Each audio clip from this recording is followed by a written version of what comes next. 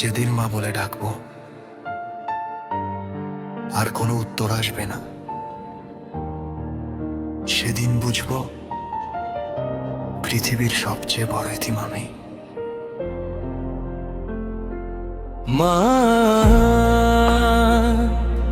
মনে আছে ছোটবেলায় ঘুম না এলে তুই গল্প শুনিয়ে ঘুম পাড়াতি।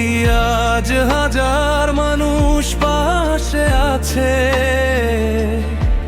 তবুও তোর কোলটাই সবচেয়ে বেশি মনে পড়ে।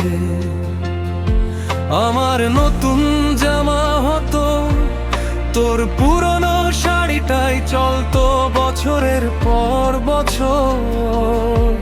আমি কখনো বুঝিনি আমার হাসির দামে তুই নিজের সব স্বপ্ন বিক্রি করেছিলি। আমার জন্য তুই আল্লাহর কাছে হাজার রাত কেঁদে দোয়া করেছিস, আর আমি ব্যস্ত ছিলাম একটা ফোনও করতে পারিনি। মা, একবার শুধু বাবা বলে ডাক দে, আমি আবার ছোট হয়ে তোর বুকে ঘুমাতে চাই। এই পৃথিবীর সব টাকা, সব স্বপ্ন, সব সাফল্য তোর একটা হাসির কাছেও কিছুই না। যদি একদিন তোর কবরের সামনে দাঁড়িয়ে কাঁদি, সেই কান্না কি তোর কানে পৌঁছাবে? বল মা, তখন কি আর বলবি কাঁদিস না বাবা, আমি আছি।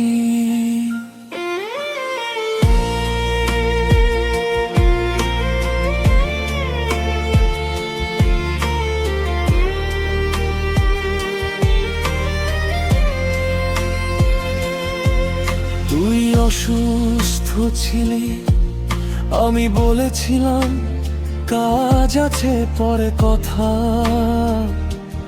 বলবো। যদি জানতাম একদিন পরে বলে কোনো দিন থাকবে না।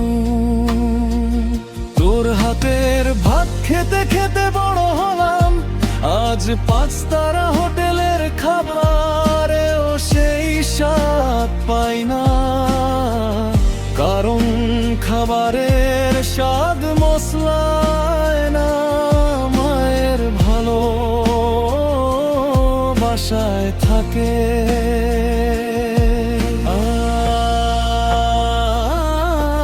আমার জীবনের সব সুখ নিনি, কিন্তু আমার মায়ের কষ্টটা আমাকে দিয়ে দিন। আমি 1000 বার কাঁদতে রাজি শুধু আমার মায়ের চোখে, আর এক ফোঁটা জল যেন না আসে।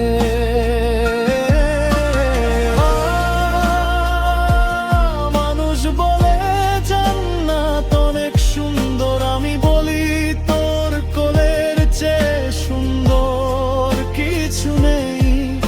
একদিন যদি তুই চলে যাস, আমার পৃথিবীটা সেদিনই থেমে যাবে।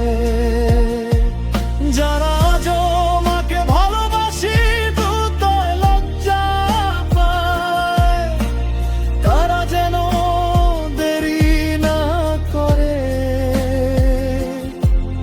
কারণ একদিন শুধু ছবি জড়িয়ে ধরে কাঁদতে হবে, আর ছবিগুলো কখনো উত্তর দেয় না।